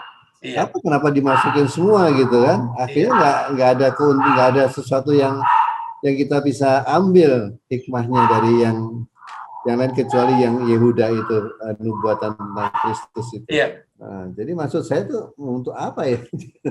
Yaitu menggambarkan yang ada di sekitar kita, Dok, sekitar orang-orang yang percaya bahwa akan ada yang juga seperti bangsa Israel itu yang tanda kutipnya terhilang pun juga akan ada. Kan kalau dikasih lihat cuman semua yang positif, maka orang berpikir dalam Kristus itu kita semua positif. Iya benar. Tapi orang tidak akan berpikir bahwa saya kalau dalam Kristus juga ada ancaman bahwa saya bisa hilang, gitu loh. Ya ini kan ceritanya menggambarkan Yesus terus diambil cuman ceritanya hanya di dalam Yehuda atau orang Israel. Ya. Iya. Ya nggak kebayang orang di luar Israel untuk apa gitu. Allah ciptakan itu. Nah kalau kita pikir hanya eksklusif banget gitu kan. Iya. Ceritanya ini hanya segelintir orang, segitu banyak manusia, tapi hanya Israel difokuskan, akhirnya muncul Yesus. Iya. Ya, karena Israel ini kan pada saat itu dihadirkan sebagai gambar bagaimana Kristus kan. Betul. Lalu kan di sekitar Kristus itu kan ada manusia juga kan. Bangsa-bangsa lain ini kan manusia pada umumnya. Tapi Israel kan hanya untuk menggambarkan Kristus. Nah sekarang kita ini adalah orang-orang yang tadinya bukan Israel, sekarang berada di dalam Israel, di dalam Kristus. Israel kan binasa, Pak. Yang mana? Istilahnya kan gampangnya itu kan di luar Israel kan binasa. Gitu kan? Harusnya kita ini binasa. Harusnya kan begitu kan? Iya, tapi kan sekarang kita kan dimasukkan ke dalam Kristus kan? Betul, ya. Nah, orang yang di luar Kristus itu yang binasa juga. Orang yang dalam Kristus tapi tetap melakukan perjanjian lama kan juga binasa juga. Iya, orang yang dalam Kristus tapi tidak hidup menurut Kristus juga binasa. Nah, eksklusif banget ya. Oh iya. Saya lihat begini ceritanya. Justru saya bayangkan begitu. Bayangin 12 suku cuma satu suku yang jadi idola, yang jadi diselamatkan. Yang di luar itu hilang. Iya. Benar-benar eksklusif ya, benar-benar itu ya. Benar eksklusif. Itu kan istilahnya dikuduskan itu, Dok. Iya, nggak main-main gitu ya. Orang ngambil sederhana sekali dianggapnya orang tuh, pokoknya percaya aja deh. Iya. Nah, itu dia. Iya. Bahkan orang kebanyakan kalau kita di gereja kan nggak diajarkan mati, Dok. Iya, itu dia. Maka itu tadi nyambung banget gitu kan. Makpela itu ternyata tujuannya untuk leluhurnya. Iya. Eksklusif memang. Eksklusif. Saya justru melihat itulah Allah. Kalau Allah nggak eksklusif, wah, betapa rendahnya nilai Allah seperti itu. Makanya setelah saya dengar begini, berulang saya baca, saya ngeri juga gitu kan. Ngeri juga gitu kan. mengerikan juga gitu kan. The first and the second itu begitu dijabarkan begitu eksklusif banget gitu kan. Iya, betul. Ya udah, thank you Pak ya. Thank you, Pak Dok. ya. Oke, terima kasih dokter. Oke. Bu Isya, silakan Bu Isya. Iya, saya luar biasa ini Pak Yaya dari Oh, kemarin iya. tentang penguburan dari cerita Abraham menguburkan Sarah itu saya mendapatkan sesuatu yang luar biasa lah, nggak bisa digantikan dengan apapun. Nah ini saya tadi baca-baca ini kenapa semuanya harus dikuburkan ke Makpela gitu ya. Nah saya waktu 2 minggu lalu topik-topik di Kejadian 42 itu sampai 47 ya. Di Kejadian 46 ayat 4. Itu saya dapatnya udah pas terakhir Pak Yaya, saya bilang kok Tuhan bilang bahwa kamu pergi ke Mesir Yakub, ya, dia bilang karena aku akan menyertai engkau dan aku akan membawa engkau kembali. Itu saya sebenarnya mau tanya belum ketanya gitu Pak. Ini terjawab hari ini ya bahwa Tuhan akan membawa dia kembali gitu. Nah, ini mungkin yang dimaksud dengan Makpela itu ya Pak. Dikumpulkan bersama-sama di situ ya Pak. Iya. Jadi memang di dalam mereka punya mindset itu, di dalam Abraham, Ishak dan Yakub itu mindsetnya, dan juga ke Yusuf sudah terbentuk itu pemahaman itu bahwa mereka harus berkumpul dengan leluhurnya. Nah, apalagi kepada Yakub tadi di dalam Kejadian 46 ayat 4 itu kan Allah sendiri yang berkata kan. Iya. Dia berkata kan Yusuf akan menutup kelopak matamu kan. Gitu. Luar biasa Pak Yaya, saya juga melihat di ayat 14 dari Kejadian 48. Di situ saya tadi langsung seperti dibukakan bahwa Yakub tuh sudah melihat the first and the second di situ. Karena kenapa dia bersilang itu, walaupun Yusuf bilang jangan itu Bapak, karena kan mestinya ke Efraim, tapi dia bilang aku tahu itu kata-kata itu Pak di ayat di ayat 19 dia bilang aku tahu anakku itu Pak, sesuatu yang kayak saya bisa merasakan gitu waktu dia ngomong, dia sudah melihat Kristus di situ Pak. Bayangkan ya, luar biasa Allah itu. Jadi betul dengan Pak Dokter tadi bahwa ini dibikin cerita. Kalau dulu saya mengertinya Alkitab itu seperti sekolah minggu, ternyata ini luar biasa, semua gambaran Kristus. Ya, bagaimana mesti dibawa ke Makpela, ternyata itu gambaran kematian kita, bersatunya kita dengan Yesus itu di dalam kematian itu. Luar biasa Pak. Terima kasih Pak ya. Dan kita bisa melihat begini, kalau Allah sudah bikin konsepnya begitu, ya harus begitu. Jadi sudah pasti dikumpulkan ya dikumpulkan gitu loh. Jadi kita enggak bisa bercerita lain tentang rancangan Allah itu. Iya, itu diambil oleh orang saat ini Pak. Jadi dia mati, nanti kalau saya mati minta dikuburkan di A, di B, di C, dikumpulkan. Ini jadi kendala gitu kalau tanpa pengertian yang benar gitu kan. Iya betul. Iya. Itu kan banyak sekarang tuh orang kok nanti saya mati minta dikuburkan di mana Surabaya. Udah di sini itu kan nyusahin orang kan. Ya, maksud saya gitu. Permintaan tempat tuh orang mau mati ya udah hilang aja begitu kan. Ini kalau digabungin sama ini kan bahaya banget gitu kan, kalau tanpa hikmat yang benar gitu kan. Iya benar. Maksud dan tujuannya kan beda gitu kan. Ada juga kan Pak pengertian pemahaman orang bahwa sampai kematian aja jangan dibakar gitu. Dikuburkan aja karena akan dibangkitkan kan katanya begitu dulu. Terima kasih Pak. Padahal perkataan the first and the second itu kan ada di Ibrani 9, 10 ayat 9 aja Pak. Iya. Yang di Daniel lama kan nggak disebutin Pak. Iya.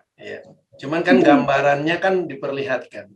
Itu hebatnya Yakub sudah melihat Pak Dokter tentang the first and second waktu dia mau memberkati Efraim dan Manasseh. Tidak langsung diperkatakan gitu kan. Tapi kalau yang Daniel 10 ayat 9 yang pertama yang menegakkan yang kedua gitu kan. Iya. Makanya kalau kita lihat semua kisah di dalam perjanjian lama ini kan dikatakan misteri Dok.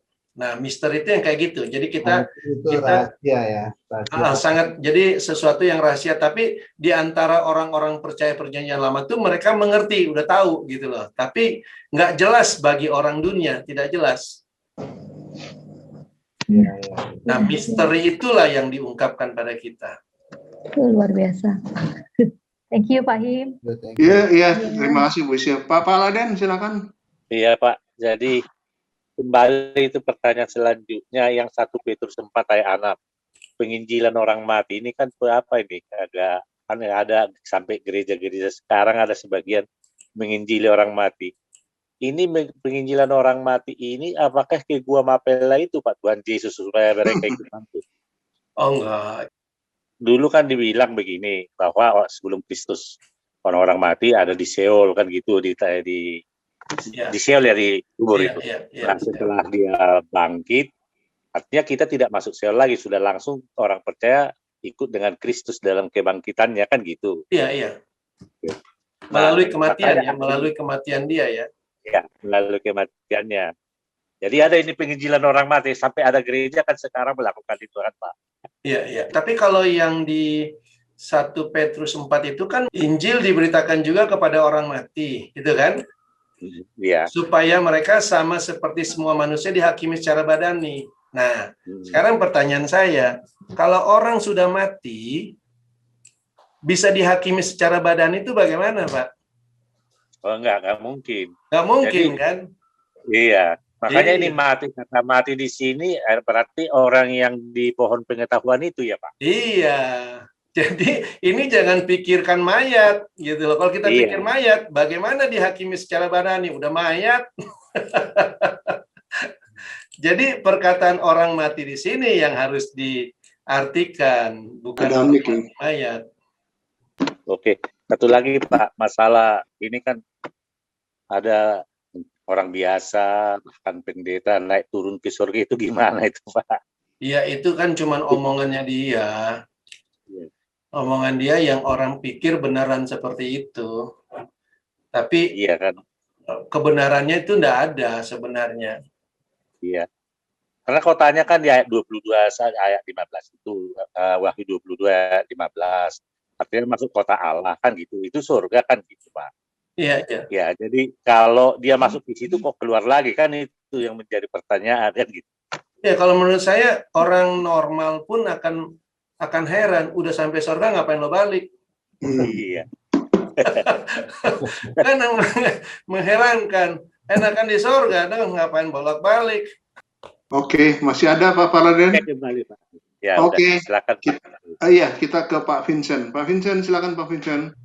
Selamat malam Pak JK, Pak Him. Iya, jadi dalam cerita ini Pak, yang disampaikan kan di sini dari gambaran ini adalah maklumat Allah yang mengatakan bahwa Allah sendiri yang menyatakan dalam gambarannya tidak ada seorang pun yang bisa datang kepada Allah atau mendapatkan keselamatan jika tidak melalui kematian dan penguburan kehidupan lamanya itu. Dan kematian kita dasarnya juga tidak bisa sekadar mati begitu saja, tapi di dalam Kristus. Dan itu berlaku ketika kita justru pada saat kita masih hidup saat ini, dengan meninggalkan manusia adamik kita yang lama, kehidupan kita yang lama. Dengan atau lewat Yesus itu sendiri. Jadi bukan dari kekuatan kita, bukan dari kemampuan kita, tapi semua dari Kristus itu sendiri. Nah, jadi sepakat Pak yang dikatakan oleh Pak JK dan Pak Him serta teman-teman yang lain, bahwa agama ini ya itulah bagian dari si kegelapan itu sendiri Pak, yang membuat manusia atau siapapun pengikutnya menjadi tidak melihat lagi kepada kebenaran, tidak melihat lagi kepada Allah. Jadi yang diciptakan itu konsep-konsep yang secara fisik, yang bahkan yang sudah dihapuskan oleh Allah. Copycat sistemnya, modelnya, meniru semua. Tadi sudah disampaikan Pak, kalau nggak salah Pak Dokter ya, penguburan yang dilihat tuh kan wah penguburan saya harus disatukan nanti bersama nenek moyang saya, atau nanti melewati ritual-ritual. Nah, tapi bukan dilihat bahwa maknanya adalah kematian kehidupan lama, dan itu harus berlangsung pada saat manusia itu hidup. Jadi bukan setelah mati baru nanti ketemu Yesus atau ketemu Bapa, mungkin Bapa yang lain kali kalau tidak mengalami kematian itu, Bapa yang jahat yang pastinya. Nah ini kan saya sepakat Pak bahwa kita melihat kalau ada perbedaan konsep seperti ini, ya jelas agama itu bukan bagian dari Kristus. Yang fatalnya lagi agama Kristen yang tidak memiliki hubungan apa-apa dengan janji Allah. Kalau Yudaisme masih betul seperti yang sempat Pak JK sampaikan di sesi-sesi yang lalu. Mereka masih bagus menerima janji Allah, kemudian menerima Taurat-Taurat Allah. Nah, sementara agama Kristen dari mana? Nah, konsep-konsep seperti ini Pak, saya setuju sekali. Ini bukan harus ditekankan lagi. Apalagi yang harus kita lihat dari gereja, maksudnya gereja secara organisasi, bahwa mereka adalah kegelapan. Iblis yang menyaru bahwa ini adalah terang, yang menampakkan kepada manusia yang tidak bahwa Tuhan itu ada di sini, di gereja. Tadi Pak JK sempat sampaikan. Bukan di dalam kematian Kristus. Penguburannya dan kebangkitannya itu yang saya kok melihatnya secara mendalam di situ Pak dari cerita ini. Jadi saya pikir sih catatan saya seperti itu Pak, bahwa semua konsep-konsep yang diajarkan oleh gereja itu membuat, atau agama Kristen pada khususnya membuat orang tidak melihat Tuhan. Nah, artinya kalau seperti itu ya ini sudah tidak bisa lagi kita coba campur adukan lagi, kita ambil lagi filsafatnya. Karena dari gambaran sudah jelas terlihat. Udah maklumat Allah itu hanya rancangan Dia adalah Kristus, dan ketika itu sudah digenapi di dalam Kristus, ya maka saat ini adalah tugas kita atau yang dituntut adalah kematian dan penguburan kehidupan lama kita. Sehingga kita menjadi ciptaan baru lagi di dalam Dia, serupa dan segambar seperti Dia atau Allah lewat kebangkitan kita. Nah, dalam Kristus ya. Jadi saya rasa itu Pak tekanan saya dari cerita yang tadi Pak, bahwa the first and the second ini betul Pak, ini yang harus menjadi acuan utama fokus utama kita. Bahwa acuannya harus selalu ke Kristus. Bukan terhadap ajaran nenek moyang, bukan terhadap adat, bukan terhadap teologi, doktrin-doktrin, dan lain sebagainya. Saya rasa sih itu Pak catatan saya. Oke. Terima kasih teman-teman semua. Terima kasih Pak Vincent. Bu Anya, silakan Bu Anya. Tentang ini Pak Yahya, di dalam Kristus jelas ada keselamatan. Keselamatan itu tersedia di dalamnya. Pertanyaannya adalah ketika kita masuk ke dalam Kristus, keselamatan kita peroleh, dosa yang lalu sudah dihapus, itu eksklusif, pasti sempurna ya Pak. Maksudnya begini, kita hidup di dalam kebangkitan, kan sudah mati bersama Kristus, kemudian dibangkitkan oleh Roh, hidup bersama Kristus. Kesalahan-kesalahan pasti ada yang kita lakukan, sengaja atau tidak sengaja. Apakah itu bermasalah dengan keselamatan itu sendiri? Maksudnya kita, waktu itu kita akan bilang, gampang aja, kita tinggal minta ampun, keselamatan itu sudah tersedia. Tetapi kan ada yang, misalnya di dalam Kristus, ada kemungkinan seperti pokok anggur yang benar itu, tinggallah di dalam aku, maka dan kamu berbuah lebat, gitu ya, keselamatan. Tetapi jika tidak berbuah, akan dipotong, dikumpulkan dan dibakar. Nah itu Pak Yahya, tentang eksklusif di dalam Kristus, keselamatan itu tersedia atau seperti itu. Maksudnya dosa yang akan datang apakah sama dengan maksud dosa yang digantung di kayu salib yang sudah diselesaikan itu loh Pak? Ya, jadi yang disalibkan itu kan manusia dosanya. Manusia dosanya itu. Jadi sin itu, dosa itu suatu natur. Ya. Jadi dosa itu suatu natur yang kemudian waktu kita lahir ke dalam dunia ini, kita lahir di natur itu. Ya. Sementara natur itu di dalam Kristus sudah mengalahkan. Nah, saya yang berada di dalam natur dosa itu sekarang dikeluarkan dari natur dosa itu, dipindahkan ke dalam Kristus. Begitu kan? Ya. Itu kita sebut keselamatan.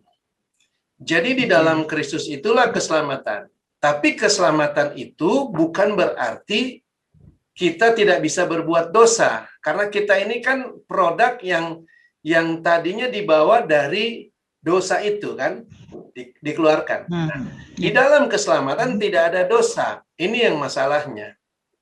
Sementara kita waktu dibawa keluar dari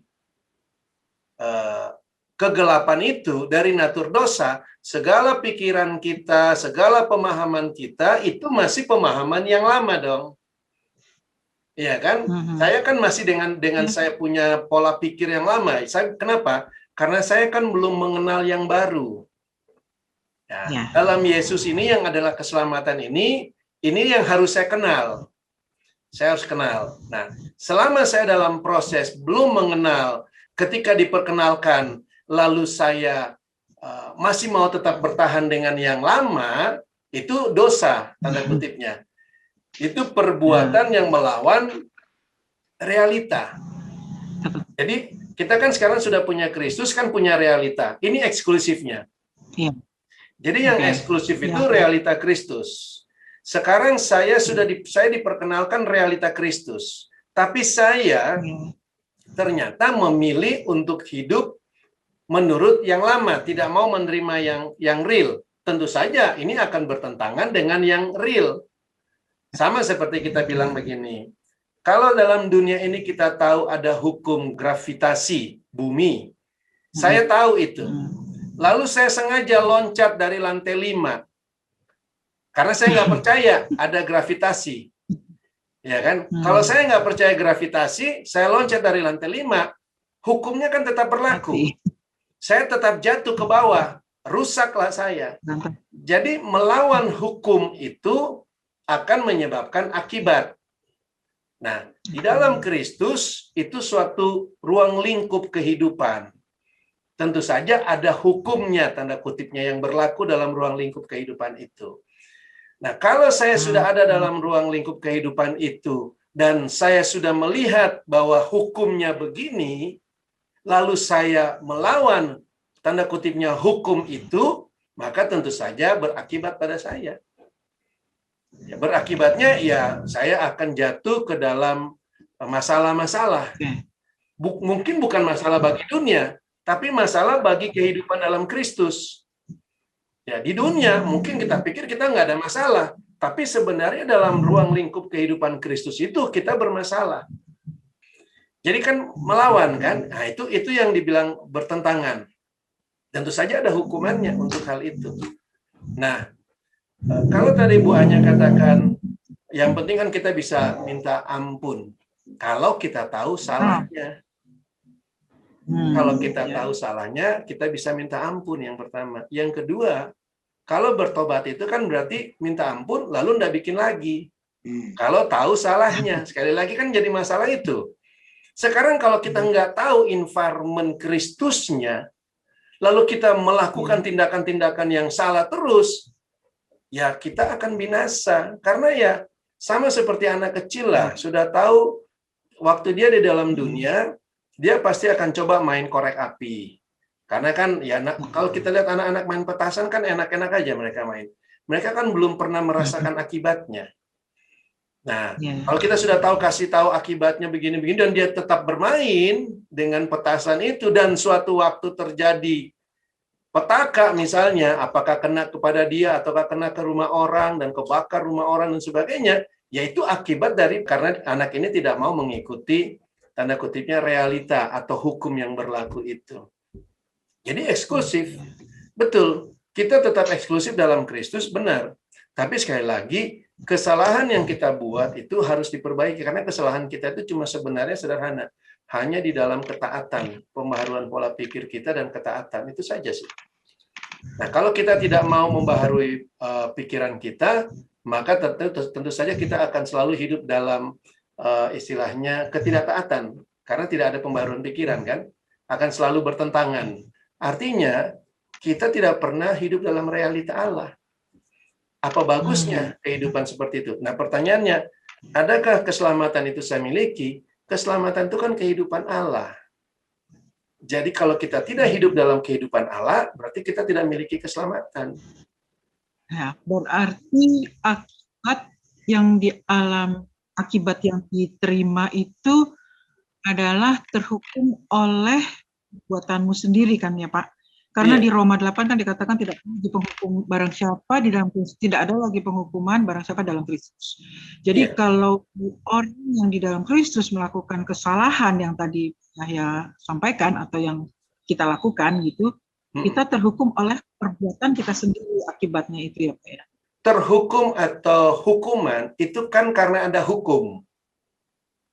Nah, hukum itu kan artinya suatu ruang lingkup kehidupan, itu hukum. Jadi hukum itu bukan tulisan ya, hukum itu suatu ruang lingkup kehidupan dengan naturnya. Nah, kalau kita melawan ruang lingkup itu, maka kita tanda kutipnya tadi kata buahnya, kita terhukum. Jadi bukan Allah menghukum kita, tapi karena kita melawan hukum yang berlaku. Ya, oke. Iya kan? Misalnya kalau di dalam air jangan bernafas. Nah, kita nyemplung ke dalam kolam begitu, kita nafas, narik. Ya, kita terhukum sendiri karena perbuatan itu melawan hukum di dalam air. Gitu juga di dalam Kristus, otomatis hal itu terjadi. Di dalam Kristus sendiri tidak ada penghukuman. Tapi kita bisa membuat tanda kutipnya bencana buat kita karena kita melawan hukum Kristus itu. Ya, oke Pak, clear. Thank you Pak ya.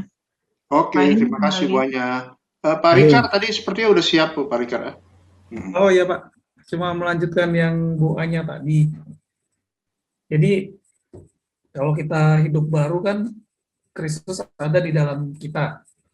Sementara kehidupan lama kita yang dengan dosa-dosa itu perlahan-lahan dengan pengertian Kristus itu lama-lama itu akan hilang dengan sendirinya gitu ya Pak? Ya, asal Kristusnya menjadi kehidupan kita. Ya. Karena kalau saya dengan kata-kata eksklusif itu kan Kristus itu Tuhan itu kan dia Tuhan yang cemburu kan? Ya. Tidak mau kita dengan orang lain gitu Pak. Ya. Sementara sewaktu kita hidup baru kita masih ada dosa nih. Nah, dia ada di dalam kita dan dosa itu mungkin roh jahat itu masih ada semua di dalam kita. Itu gimana ya Pak ya? Iya. Karena pikiran kita kan masih yang lama. Makanya waktu Lazarus dibangkitkan, itu bagus gambaran Lazarus itu. Sama dengan yang tadi Pak Rikar bilang. Yohanes 11 Pak Yahya. Oke. 11:43. Iya. 43.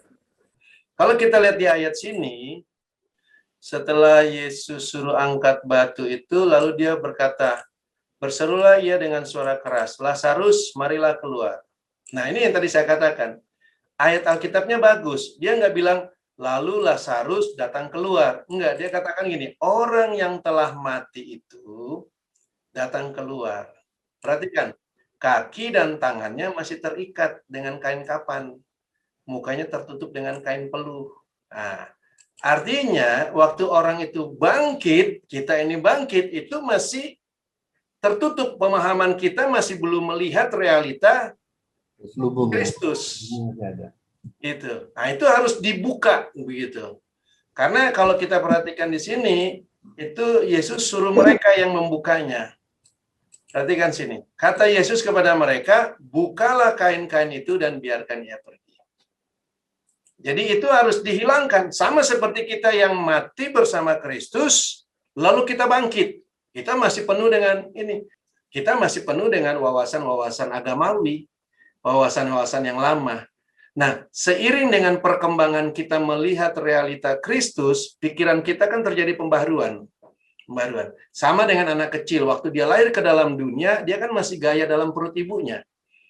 Nah, seiring dengan dia diajar oleh bapak ibunya makan, minum, bagaimana dia hidup, maka ya dia akan berkembang. Tapi kalau anak itu tidak memperhatikan yang diajarkan bapak ibunya, ya dia akan tetap anak seorang bayi. Sampai dia umur 50 mungkin masih ngedot. Mungkin ya, karena dia tidak mau mengikuti environment kehidupan dia yang baru. Jadi sebenarnya kalau kita melihat dengan demikian, maka kita bisa melihat bahwa sebenarnya gampang hidup dalam Kristus. Iya kan? Cuman melihat realita, lalu kita mengikuti realita itu, maka otomatis tadi seperti Pak Rikar bilang, yang lama itu akan berlalu. Akan hilang dengan sendirinya. Nggak usah repot-repot sebenarnya. Nggak perlu ditengking-tengking, nggak perlu diusir-usir. Nggak perlu. Karena itu kan cuman gini loh, kegelapan itu kalau dikasih sinar langsung hilang gelapnya.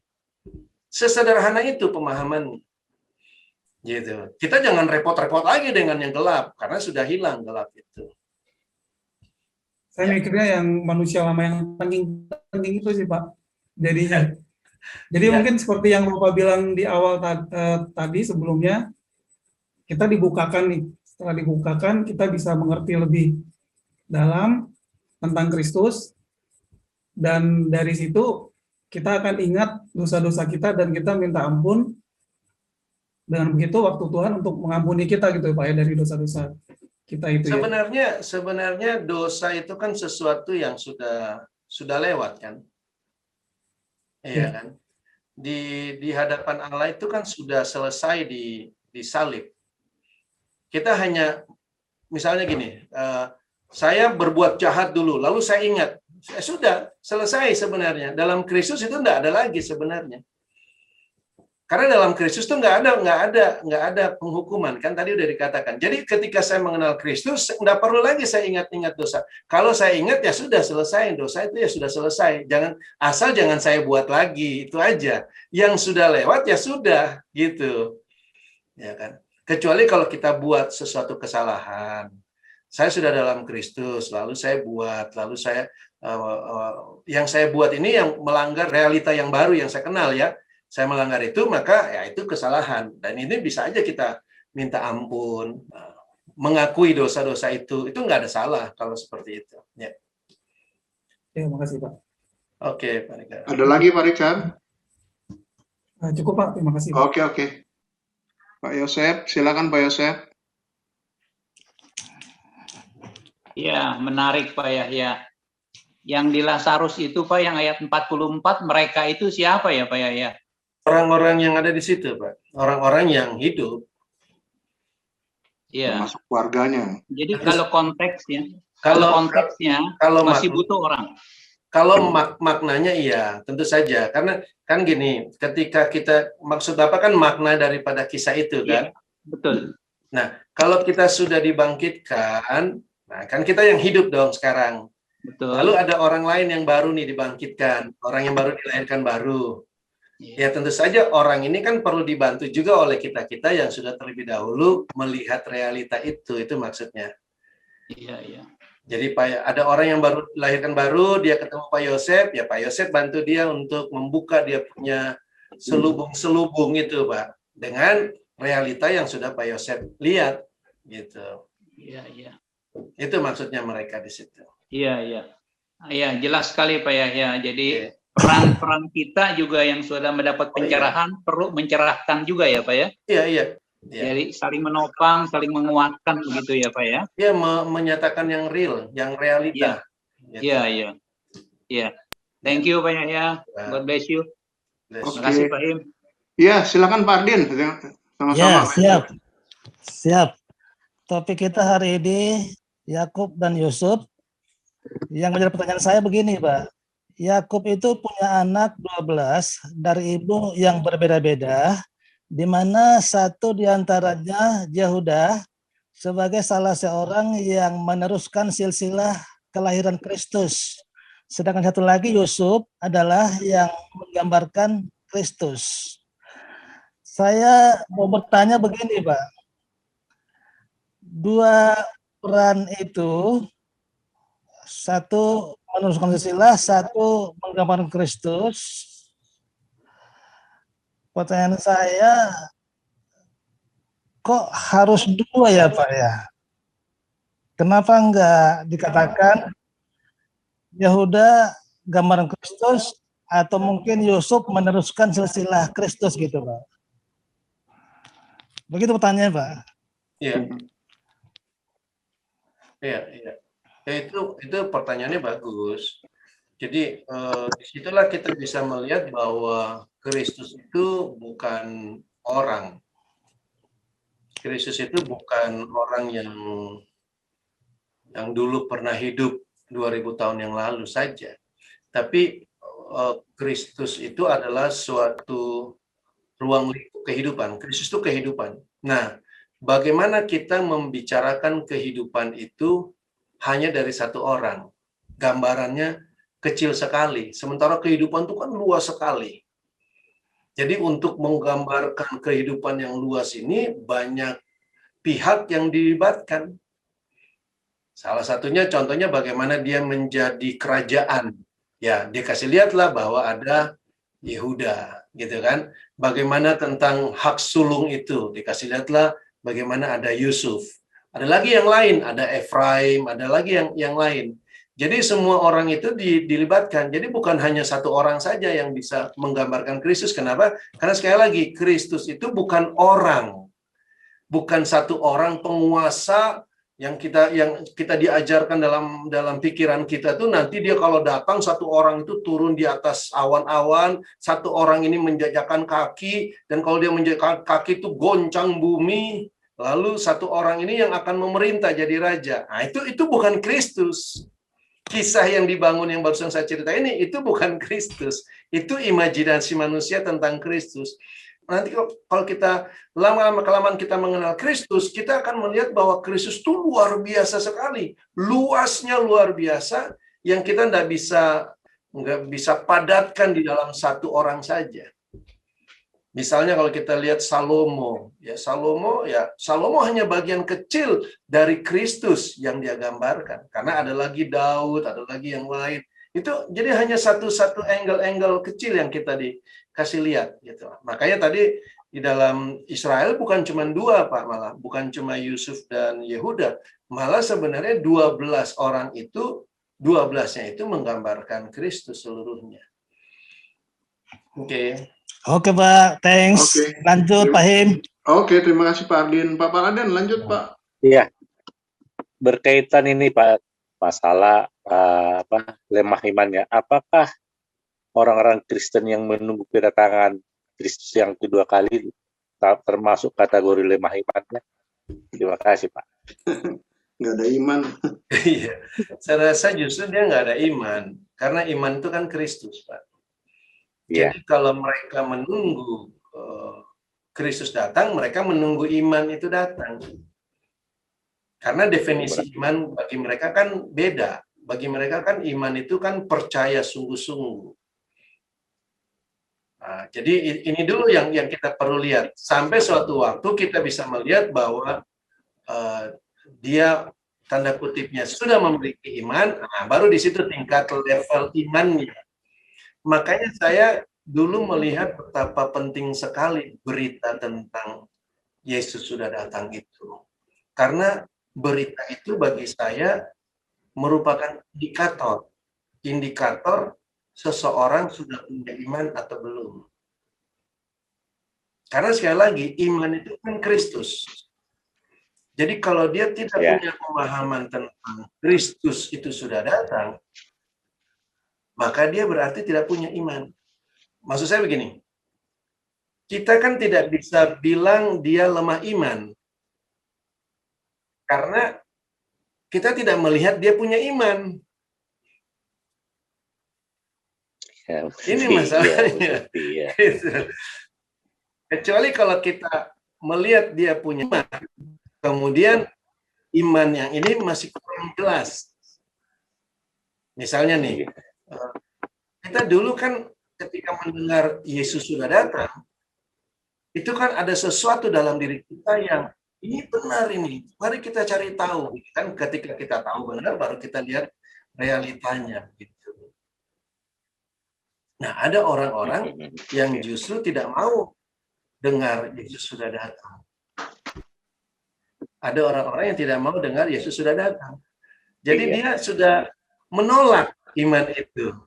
Sama seperti zaman Yesus, ketika mereka berhadapan dengan Yesus, itu adalah Mesias, itu adalah iman yang mereka tunggu-tunggu, lalu orang-orang Yahudi ini menolak iman itu, menolak Mesias. Nah, ini sama kejadiannya, Pak. Sama, kalau menurut saya, orang-orang yang menunggu Yesus datang ini, orang-orang yang menolak Mesias sudah datang. Iya, benar. Oke, Pak. Kasih. Mungkin lemah iman itu yang kita lemah dalam iman itu mungkin yang mixture itu Pak ya, yang mencampur adukan.